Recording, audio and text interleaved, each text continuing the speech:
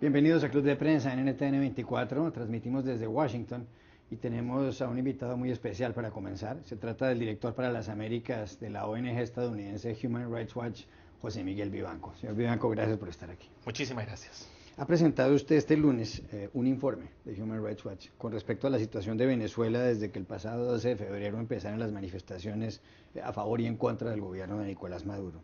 Se titula Castigados por protestar. ¿Cuál es la principal conclusión de este informe? Que en Venezuela, durante un largo periodo, ya van 2 meses, se han registrado violaciones sistemáticas a los derechos humanos cometidas por guardias de la policía bolivariana, como también de otras policías, acompañados de civiles armados, verdaderas pandillas, que tienen licencia también para detener y usar armas y disparar.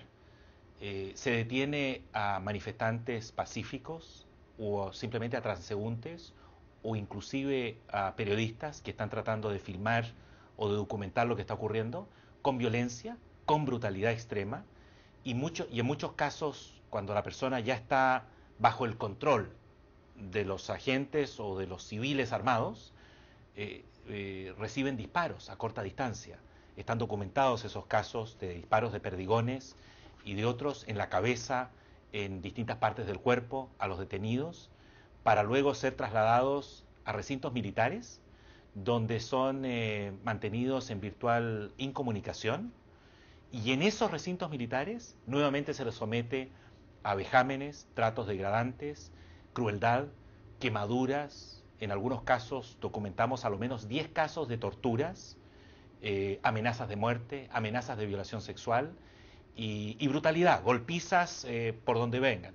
A los detenidos no se les permite contacto con sus familiares, ni tampoco contactos con abogados, y muchas veces estos hechos se verifican en presencia de fiscales que se hacen cómplices de estos hechos, no los investigan, al contrario, avalan las tesis de los policías, donde los hechos, las víctimas de estos abusos pasan a ser criminales o delincuentes, se les imputan o se fabrican cargos en su contra. Aquellos que están heridos normalmente no reciben adecuada atención médica, a pesar de que los médicos en muchos casos insisten. Pudimos recorrer varios estados en Venezuela y pudimos recoger testimonios directos de testigos, de víctimas, inclusive de médicos que nos mostraron este tipo de abusos, y por eso es que decidimos hacer un informe para dar cuenta de lo que estaba ocurriendo en Venezuela. Y cuando se acude ante los fiscales o ante los jueces para informarlos sobre estos excesos, ¿cuál es la respuesta? Caso omiso. Ignoran completamente. No abren investigaciones sobre estos hechos. Al contrario, solamente documentan y registran las apreciaciones o los cargos que puedan recibir de los propios policías. Ese ha sido el patrón de conducta de los fiscales. Más aún, fijan audiencias para revisar estos casos, normalmente después de 48 horas, a veces incluso pasa más tiempo, a la medianoche, a la 1, a las 2 de la mañana, se celebran usualmente estas audiencias, algo completamente irregular. Y 10 minutos antes de la audiencia, si existe un abogado defensor, se le da acceso 10 minutos antes al expediente, a los cargos, a las supuestas evidencias que puedan existir en su contra. ¿Para qué? Para deliberadamente debilitar el derecho a la defensa de estas personas. La gran mayoría de estas personas han sido liberadas con la condición que no pueden hablar con los medios o que no pueden y tampoco pueden participar en una manifestación pacífica, porque de lo contrario les suspenden la audiencia, es decir, la libertad condicional. Están amarrados a estos expedientes. Y otros, en cambio, siguen detenidos donde no hay pruebas realmente y con violaciones gravísimas al debido proceso. Dice el informe que al menos en 10 casos ha habido torturas por parte de las fuerzas de seguridad. ¿En qué consisten esas torturas? Las describimos en el informe. Hay casos, por ejemplo, allí de personas que fueron golpeadas, les dispararon una vez reducidas con perdigones a corta distancia, a quemarropa, abriéndole heridas graves en el cuerpo. La persona la trasladan a un recinto militar y allí se empieza a desangrar.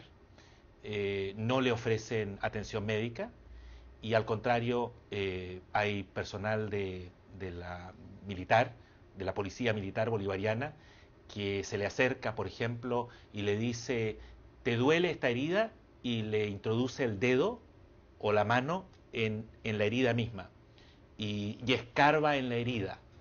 Luego lo golpean sin ofrecerle atención médica, lo obligan a pelear contra otro soldado en una especie de circo que arman allá adentro, y finalmente cuando ya la persona está en estado relativamente grave, lo trasladan a una clínica y allí felizmente pudimos comprobar que muchos de los médicos, incluyendo médicos militares, protestaban por estos hechos e intentaban defender a estos pacientes y entregarles una atención adecuada.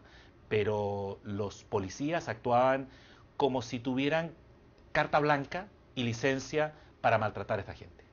En este informe se dice además que todo esto no constituye una serie de incidentes aislados, sino que obedecen a un patrón sistemático.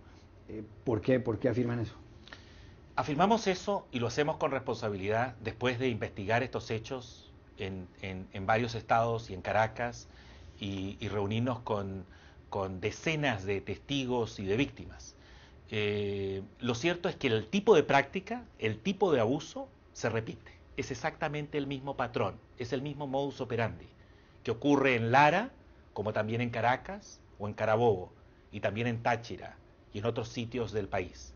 Segundo, esto no es un día de abusos. Esto, a lo menos respecto a este informe, el informe cubre 6 semanas de abusos permanentes, constantes. No es un caso, no es un incidente, sino que se extiende durante un periodo prolongado. En tercer término, afecta a múltiples policías.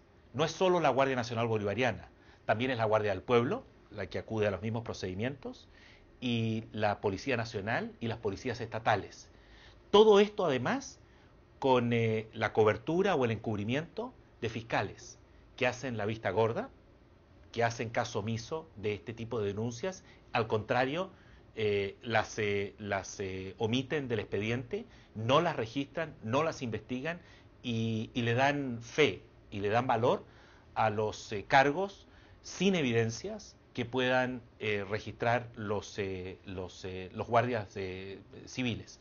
En muchos de estos hechos participan estos civiles armados con tolerancia, con aquiescencia directa de las fuerzas de seguridad. Para nosotros, esta evidencia sugiere que estamos hablando de un patrón, no de casos aislados. ¿Los manifestantes de oposición no violan los derechos humanos? ¿No pegan ellos tiros también? ¿No someten a torturas a las fuerzas del orden? En el informe damos cuenta también de incidentes donde algunos, una minoría muy reducida de manifestantes que han participado en las manifestaciones mayoritariamente pacíficas, se entablan en peleas callejeras con palos, con piedras, con cócteles molotovs, con las fuerzas de seguridad.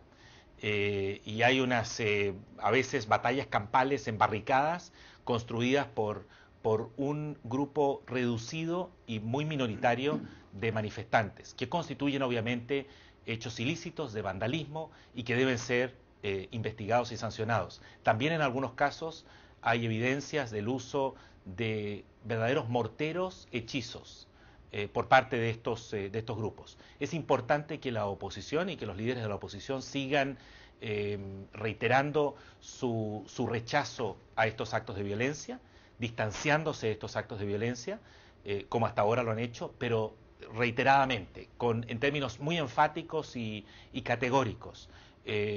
La oposición, como cualquier oposición en cualquier país democrático, tiene el derecho de manifestarse pacíficamente, de ejercer su derecho a la libertad de expresión, al derecho a la opinión, el derecho de reunión y el que se ocurran hechos de violaciones, digamos, de vandalismo o de incidentes en las calles, evidentemente que debe ser objeto de investigaciones por parte de los fiscales, con seriedad, con rigor en términos objetivos. ¿Usted cree que en algún momento quienes han violado los derechos humanos, bien sea por parte de fuerzas de seguridad o fuerzas leales al gobierno o de la oposición, van a ser llevados en algún momento ante la justicia? Es muy difícil esperar que aquellas violaciones a derechos humanos que se han producido hasta ahora puedan ser investigadas con independencia, con rigor. Primero porque el presidente Maduro está frecuentemente sosteniendo que todas las violaciones que se han producido son de responsabilidad de la oposición. La misma fiscal general ha señalado que a su juicio, la Guardia Nacional Bolivariana forma parte de una institución que tiene una cultura de respeto a los derechos humanos y que si ha habido excesos o abusos son casos aislados, prejuzgando al respecto. El propio presidente Maduro está constantemente estigmatizando a la oposición como fascistas, como antipatriotas, que podrían tener como golpistas con responsabilidades en estos hechos. Y el Poder Judicial fue intervenido desde el 2004 hasta ahora. La Suprema Corte es partidaria del gobierno, sus integrantes no lo ocultan, lo señalan abiertamente. El 80% de los jueces son provisionales, es decir, pueden perder sus cargos por decisión de la Suprema Corte.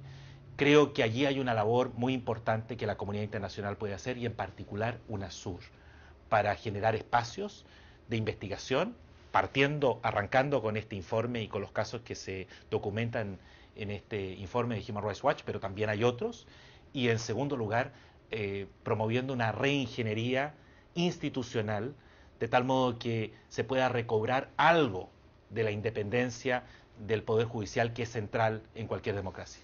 En concreto y en el corto plazo, ¿qué debería hacer el gobierno de Nicolás Maduro para resolver estos problemas? Primero, desarmar a las pandillas armadas. Segundo, liberar a aquellos que se encuentran detenidos arbitrariamente sin ninguna justificación. En tercer término, abstenerse de seguir utilizando este tipo de descalificaciones o epítetos hacia la sociedad civil, hacia los líderes de la oposición, porque eso genera un ambiente de incitación a la violencia y que permite a estos guardias de la policía bolivariana y a otros agentes del Estado asumir o presumir que cuentan con apoyos al más alto nivel para violar los derechos fundamentales. Y por último, creo también contribuir derechamente a que se reestructure y se llenen las vacantes, 11 vacantes de la Suprema Corte, que está pendiente, con personas que tengan la credibilidad y con la integridad necesaria como para ejercer esos cargos y esos fueros con distancia, con prudencia, con independencia política de cualquier gobierno. Gracias por haber estado aquí. Muchas gracias.